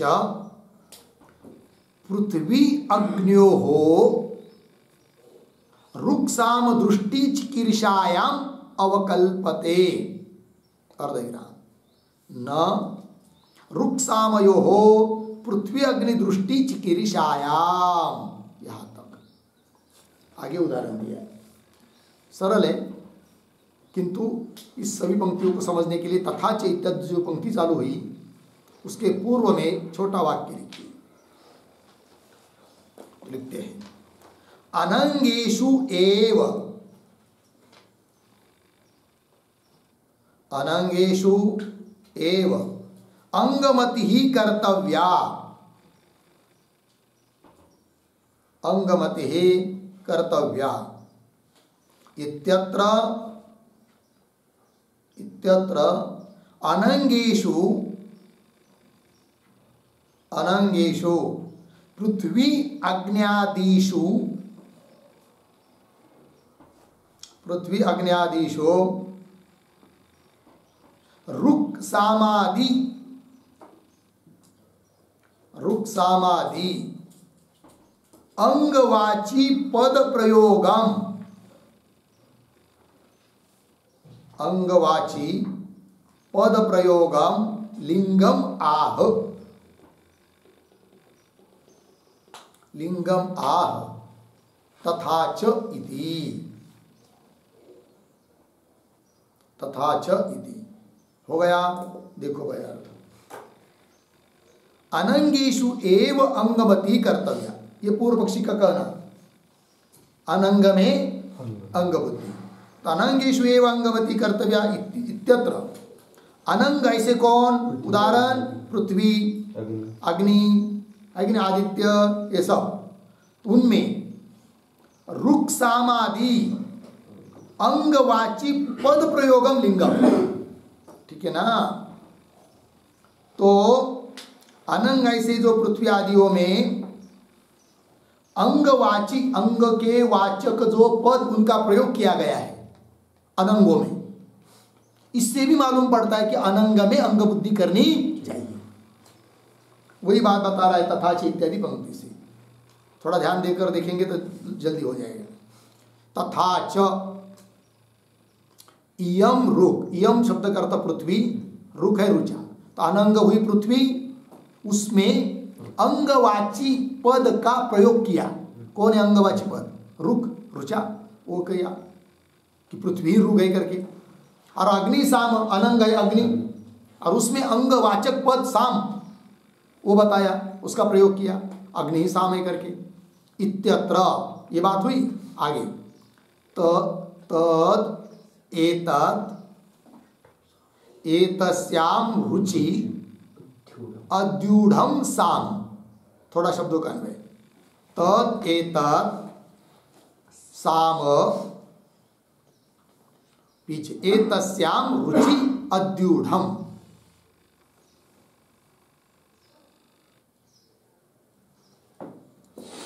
वैसे बाद में इन 2-3 पंक्ति का सार लिखा देंगे अर्थ, तो भी इस श्रुति के शब्दों का थोड़ा देखिए। तद एतत् साम, ऐसा आया ना, साम मतलब अग्न्यात्मक साम, साम का अर्थ लिख के देखिए, अग्न्यात्मक साम, अग्निरूप साम। और एक पद आया बीच में एतस्याम रुचि, उसका अर्थ लिखिए पृथ्व्यात्मक रुचौ,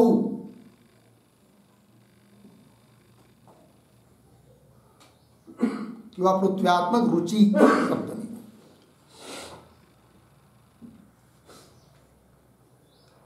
रुक शब्द है ना, तो सप्तमी होगी रुचि, तो पृथ्व्यात्मक रुचि ऐसा अर्थ लिखिए। एतस्याम रुचि है ना, पृथ्व्यात्मक रुचि, अतः रुचि में, रुक में, मंत्र में। अद्यूढ़म, अद्यूढ़म का अर्थ लिखिए ऊपरी स्थितम। ठीक, ध्यान दीजिए। अभिप्राय क्या कि जैसे रुचाओं में साम होता है, बराबर, रुचा मतलब वेद के मंत्र, और उसमें हिंकारादिक साम होते हैं। वो पीछे बात एक बार बहुत बता चुके हैं, आदि मध्य भाग अंतिम भाग दोबारा उच्चारण वो सब करके साम कैसा कैसा होता है करेंगे। तो रुचाओं में क्या होता है? साम, हिंकारादिक। और इधर पृथ्वी में अग्नि होता है, पृथ्वी के पेट में भी अग्नि बैठा है, तो पृथ्वी में अग्नि है, उधर रुचा में साम। ठीक है ना, तो समानता हुई कि दोनों की। अतः पृथ्वी पृथ्वी पर रुचा की भावना करो, पृथ्वी रुचा है करके। और पृथ्वी में अग्नि है ना, अर्थात साम है। हाँ, तो फिर अग्नि में साम की भावना करो। तो पृथ्वी में अग्नि है अर्थात, तो पृथ्वी ही रुचा है, उसमें अग्नि है मतलब साम है, ऐसा भावना करो, उपासना करो। ये बात बताई गई है, इतनी बात लगी। आइए आगे, इति भाष्य में रुक शब्देन पृथ्वी निर्दिशति, जो श्रुति आई ना, एवमेव रुक, अग्नि साम, तो रुक शब्द ने किसका निर्देश किया जा रहा है? पृथ्वी का। इति रुक शब्देन पृथ्वी निर्दिशति, पृथ्वी का निर्देश होता है। और साम शब्देन अग्नि, अग्नि का निर्देश होता है। आगे, अब ये जो निर्देश है वो कब संभव होगा, कब उचित रहेगा, तब आगे कह रहे तच्च पृथ्वी अग्न्यो हो रुक साम दृष्टि चिकीर्षायाम अवकल्पते, है कि नहीं? तो पृथ्वी और अग्नि में दृष्टि करेंगे, किनकी? रुक की और साम की। तो रुक साम चिकीर्षायाम, ऐसे दृष्टि करने की इच्छा करेंगे, तब चिकीर्षायाम, ऐसे दृष्टि करने की अपेक्षा रखने पर रही, ऐसी दृष्टि की इच्छा होने पर रही अवकल्पते। अवकल्पते, किम अवकल्पते? तच्च अवकल्पते। तत् मतलब कौन? रुक शब्देन पृथ्वी निर्देश और साम शब्देन अग्नि का निर्देश, वो तब सुसंगत होगा जब पृथ्वी में रुक की दृष्टि भावना, अग्नि में साम की भावना। ठीक है ना? वही कह रहे चिकीर्षायाम अवकल्पते। अवकल्पते का अर्थ लिखिए सुसंगतम भवति। ठीक है, अब आगे देखिए। और इसका विपरीत करेंगे तो नहीं होगा भाई। वो दे रहे आगे, न रुक सामयो पृथ्वी अग्नि दृष्टि चिकीर्षायाम। कैसा पढ़ेंगे? रुक सामयो पृथ्वी अग्नि दृष्टि चिकीर्षायाम न अवकल्पते। ठीक। अब देखिए, रुचा में यदि पृथ्वी की दृष्टि करेंगे और साम में अग्नि की दृष्टि करेंगे तो वह निर्देश करना उचित नहीं होगा, क्योंकि किसमें किसका निर्देश किया है? पृथ्वी में रुचा का निर्देश किया है ना, तो पृथ्वी में ही फिर क्या करो? रुचा की भावना करो, है कि नहीं? और पृथ्वी में रुचा का निर्देश किया है और आप रुचा में पृथ्वी की भावना करोगे तो पृथ्वी में रुचा का निर्देश करने का क्या लाभ? कुछ सुसंगत नहीं होगा, वाक्य की संगति नहीं बैठेगी। बात समझ में आ रही है ना? उसी प्रकार क्या अग्नि में साम की भावना करो तब तो वह बात सुसंगत होगी। कौन सी? अग्नि के लिए साम शब्द का निर्देश, वो सुसंगत होगा। और यदि आप ऐसा न करके क्या साम में अग्नि बुद्धि करोगे तब अग्नि में साम दृष्टि साम शब्द का प्रयोग करने का क्या लाभ? कुछ नहीं। बात समझ में आ रही? तो कुल मिलाकर इन निर्देश से, पद प्रयोग से भी अंगवाचक पद का प्रयोग अनंग में किया है। इससे भी मालूम पड़ता है कि अनंगा में अंग की बुद्धि करनी चाहिए। अनंग आदित्य पृथ्वी अग्नि वगैरह उनमें अंग जो साम उनकी बुद्धि करनी चाहिए। उद्गीत आदि बात लग रही है? ये बात हो गई। तो ये जो 2-3 पंक्ति हुई उनको अच्छी तरह से सार समझने के लिए थोड़ा सा उस पर लिखते हैं, ज़्यादा नहीं। तो ये लिखेंगे टिप्पणी। तो ये जो श्रुति है ना, तद एतत् एतस्याम रुचि अद्यूढ़ साम, उसका भी अर्थ उसमें आ जाएगा। तो लिखते हैं प्रतीक तद एतत् साम, तद एतत् साम बराबर अग्न्याख्यम साम, अग्न्याख्यम साम अर्धविराम। फिर आगे प्रतीक एतस्याम रुचि, एतस्याम रुचि बराबर पृथ्वी रूपायाम रुचि, पृथ्वी रूपायाम रुचि। आगे प्रतीक अद्यूढ़म, अद्यूढ़म बराबर ऊपरी स्थितम, ऊपरी स्थितम इत्यर्थः पूर्ण विराम। आगे रुचि सामवत, रुचि सामवत अर्धविराम। पृथ्व्याम अग्नि ही दृश्यते, पृथ्व्याम अग्नि ही दृश्यते। अतः साम्यात्, साम्यात् पृथ्वी एव रुख, पृथ्वी एव रुख अर्धविराम। अग्नि साम, अग्नि साम इति ध्यानम विहितम, इति ध्यानम विहितम पूर्ण विराम। आगे तत्र यदि, तत्र यदि रुक् सामात्मकयोः, रुक् सामात्मकयोः कर्मांगयोः, कर्मांगयोः पृथ्वी अग्नि दृष्टि स्यात्, पृथ्वी अग्नि दृष्टि ही स्यात् अर्धविराम। तदा, तदा पृथ्वी अग्न्योः पृथ्वी अग्न्योः रुक्साम पद प्रयोगः, रुक्साम पद प्रयोगः न स्यात्, न स्यात् पूर्णविराम। भवति च तत्र, भवति च तत्र अंगवाची पद प्रयोगः, अंगवाची पद प्रयोगः पूर्णविराम। अतः अतः अनंगेषु, अनंगेषु अंग बुद्धि भवति एव, अनंगेषु अंग बुद्धि भवति एव इत्यर्थः। ठीक हो गया, देखो भाई अर्थ।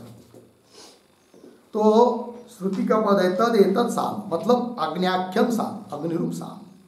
कहाँ है? एतस्याम रुचि, अर्थात पृथ्वी रूप रुचि में है अग्निरूप साम। अद्युढ़ मतलब ऊपरी स्थितम, जैसे रुचाओं में हिंकार आदि साम होते हैं, उस प्रकार पृथ्वी रूप अग्नि में, सॉरी पृथ्वी रूप रुचा में अग्नि रूप साम है, क्योंकि पृथ्वी में अग्नि होता ही है। ऊपरी स्थितम इत्यर्थ। आगे चलिए, वही कह रहे रुचि साम व दृष्टांत, मतलब रुचि मतलब रुचि सप्तमी है, रुचा में क्या होता है? साम।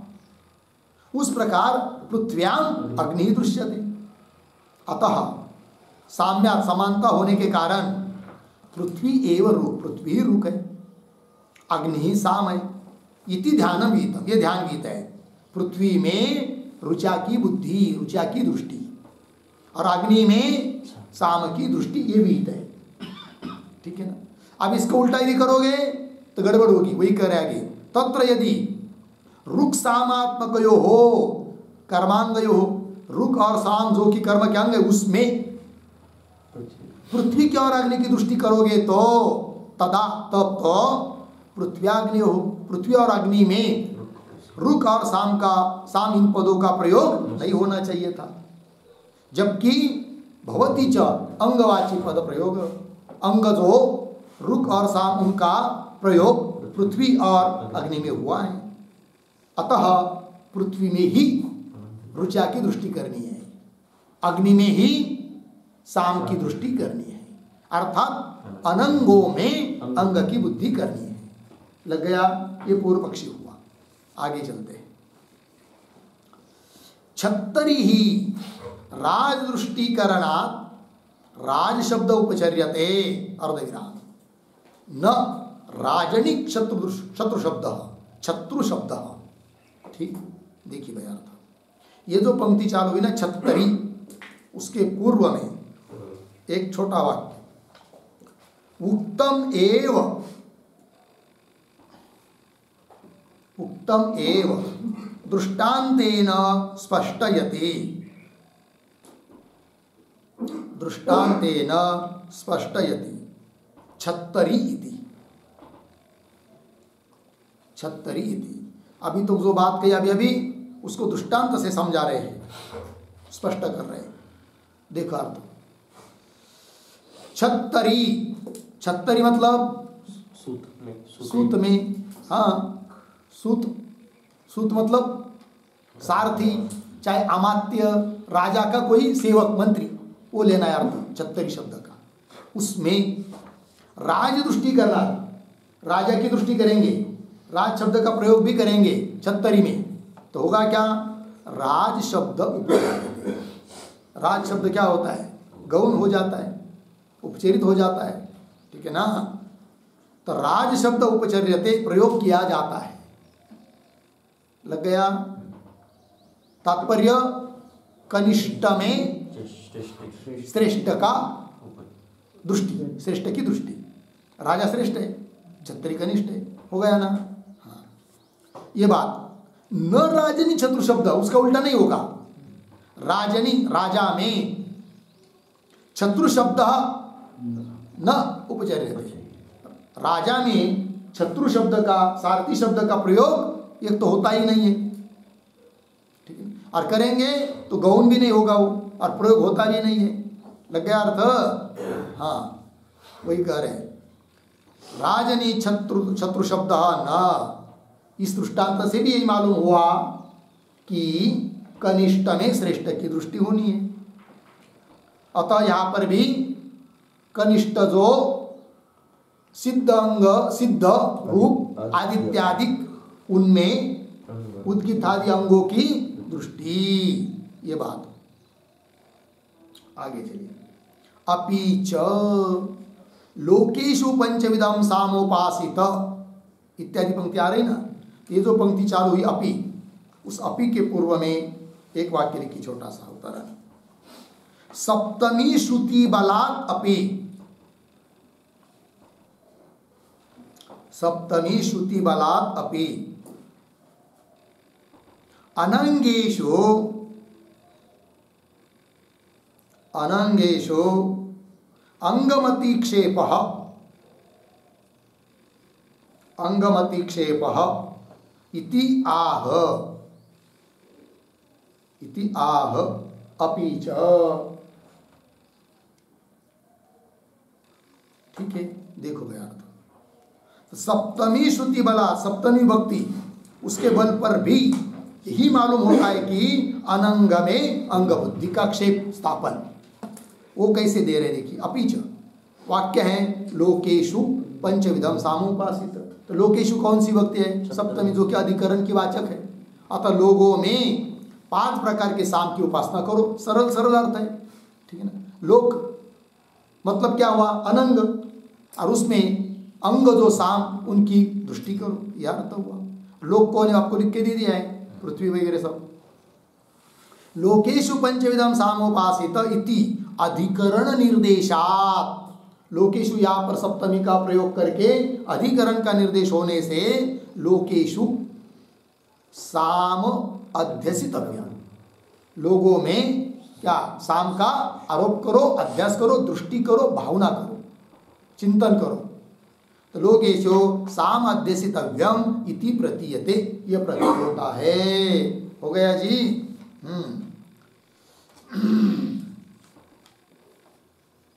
तो बताया था ना, पृथ्वी, अग्नि, अंतरिक्ष, आदित्य, द्यू, ये लोग हैं, उनमें साम की दृष्टि करनी चाहिए। ये बता रहा है कौन? पूर्व पक्षी। हेतु क्या दिया इस समय? अधिकरण का निर्देश, सप्तमी। साम अध्यसितव्यम इति प्रतीयते, इतनी बात हुई। आगे चलिए। एतद् गायत्रम प्रायेण प्रोतम इति प्राणेषु, एतद् गायत्रम प्राणेषु प्रोतम इति च एतद् एवं दर्शयति। अर्थात यह वाक्य भी इसी बात को दिखा रहा है। कौन सा वाक्य? एतद् गायत्रम इत्यादि वाक्य, ठीक है। तो ये जो एतद् गायत्र इत्यादि पंक्ति है, उसके पूर्व में छोटा वाक्य, अन्यत्र अपि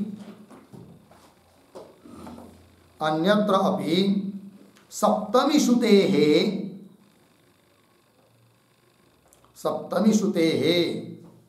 अनंगेषु अंगदिः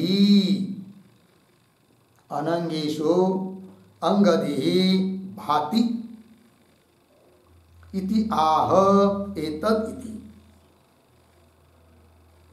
ठीक है। अन्य स्थल पर भी सप्तमी श्रुति के आधार से अनंग में अंग बुद्धि प्रतीत होती है, वो बात बता रहे उदाहरण देकर। एतद् गायत्रम, गायत्र संज्ञक साम है कि नहीं।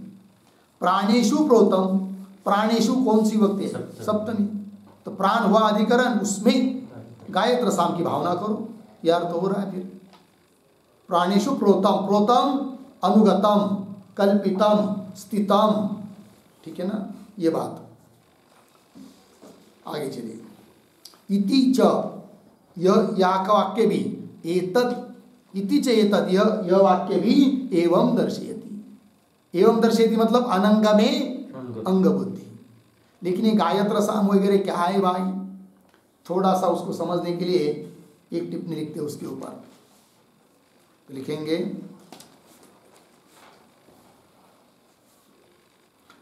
मन, वाणी, चक्षु, श्रोत्र। मन, वाणी, चक्षु, श्रोत्र और प्राण, इन पांच प्राणों पर हिंकार, प्रस्ताव, उद्गीत, प्रतिहार और निधन, इन पांच प्रकार के सामों की भावना करने पर उस साम को गायत्र साम कहते हैं। पूर्ण विराम। आगे, यह गायत्र साम चक्षु आदि प्राणों में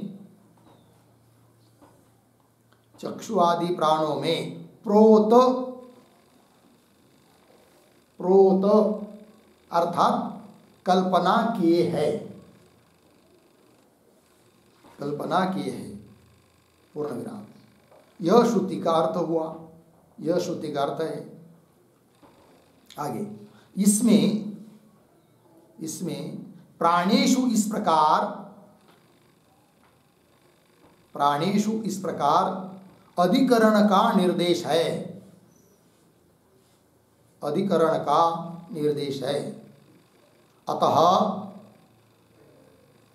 अतः प्राणों पर साम की भावना बताई है।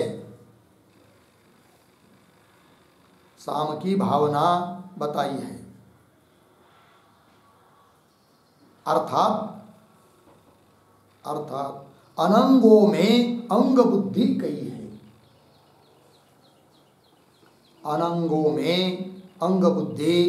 है। हो गया। चलिए भाई, तो गायत्र साम क्यों कहते, ये सब बात यहाँ पर लिख के दिया आपको, हिंदी में समझ में आया, सरल है। आगे चलिए भाष्य में। प्रथम निर्दिष्टेषु च आदित्यादिषु चरम निर्दिष्टम ब्रह्म अध्यस्तम आदित्यो ब्रह्म इत्यादेश इत्यादिषु, है कि नहीं। और एक युक्ति दे रहे भाई, अनंगों में अंग बुद्धि करनी चाहिए इसके लिए, किंतु ये जो पंक्ति चालू है ना, प्रथम निर्दिष्टेषु, उसके पूर्व में एक वाक्य लिखिए, छोटा सा अवतरण। पूर्वाधिकरण सिद्धांत न्यायेन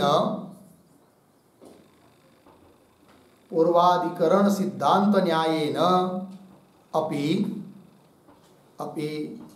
अनंगेषु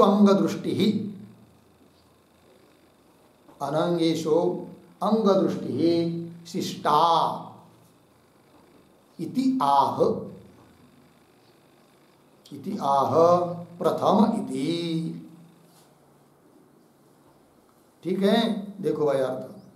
तो पूर्वाधिकरण में जो सिद्धांत बताया, जिस युक्ति से बताया, उसी न्याय से, उसी युक्ति से, पूर्वाधिकरण सिद्धांत न्याय न अपि, क्या यही सिद्ध होगा कि अनंग में अंग बुद्धि, शिष्टा उपदिष्टा, शिष्टा कर दो उपदिष्टा। देखिए फिर पीछे के अधिकरण में क्या कहा था, कि वाक्य था आदित्यो ब्रह्म इति आदेश। तो पहला उच्चारित शब्द कौन सा है, आदित्य, दूसरा ब्रह्म। अतः प्रथम उच्चारित शब्द जो आदित्य, उसका अर्थ जो आदित्य, उसमें ब्रह्म दृष्टि करो, ये बात बताई थी। वही हिसाब यहाँ पर भी लगा लेंगे। पूर्व पक्षी बोल रहा है, पंक्ति को देखिए। प्रथम निर्दिष्टेषु च आदित्यादिषु, प्रथम निर्दिष्ट कौन है, आदित्य, उसमें सप्तमी। चरम निर्दिष्टम, अंतिम बाद में निर्दिष्ट कौन है, ब्रह्म। तो चरम निर्दिष्टम ब्रह्म आद्यस्तम आरोपितम, दृष्टि की गई ब्रह्म की आदित्य में, कहाँ पर? आदित्यो ब्रह्म इति आदेश इत्यादि है कि नहीं? उसी प्रकार अब यहाँ पर भी प्रथम निर्दिष्टा च पृथ्व्यादय चरम निर्दिष्टा हिंकारादय। बोलेंगे कौन सा वाक्य? वाक्य पृथ्वी हिंकार इत्यादि श्रुतिषु। सीधी बात है, वाक्य है पृथ्वी हिंकार। तो पहला उच्चारित शब्द कौन है? पृथ्वी। दूसरा हिंकार। अतः किसमें किसकी बुद्धि होनी चाहिए? पृथ्वी में हिंकार की बुद्धि। सीधी बात, वही कर रहे हैं। प्रथम निर्दिष्ट है पृथ्व्यादिक, बाद में निर्दिष्ट है हिंकारादिक। कहाँ पर? पृथ्वी हिंकार इत्यादि श्रुतियों में। अतः आगे, अतः अनंगेषु आदित्यादिषु अंगमति निक्षेप इति निर्णय हुआ पूर्व पक्षी का। अतः अनंगेषु, अनंग ऐसे जो कौन? आदित्यादिक, पृथ्व्यादि वगैरह, उनमें अंगमति, अंग उद्गीत साम ये सब अंग है। उस अंग की मति, मति बुद्धि भावना का निक्षेप, निक्षेप स्थापन, निक्षेपम शब्द करते निक्षेप स्थापनम। अनंग में अंगमति का स्थापन करना चाहिए इति। यहाँ तक विचार हुआ पूर्व पक्षी का। ठीक है, आगे एवं प्राप्ते ब्रूमः, इसके ऊपर लिखिए सिद्धांत। तो पूर्व पक्षी की बात समाप्त हुई। अब सिद्धांती अपनी बात बता रहे हैं, किंतु उसका विचार हम लोग कल करेंगे। ओम पूर्णमदः पूर्णमिदं पूर्णात्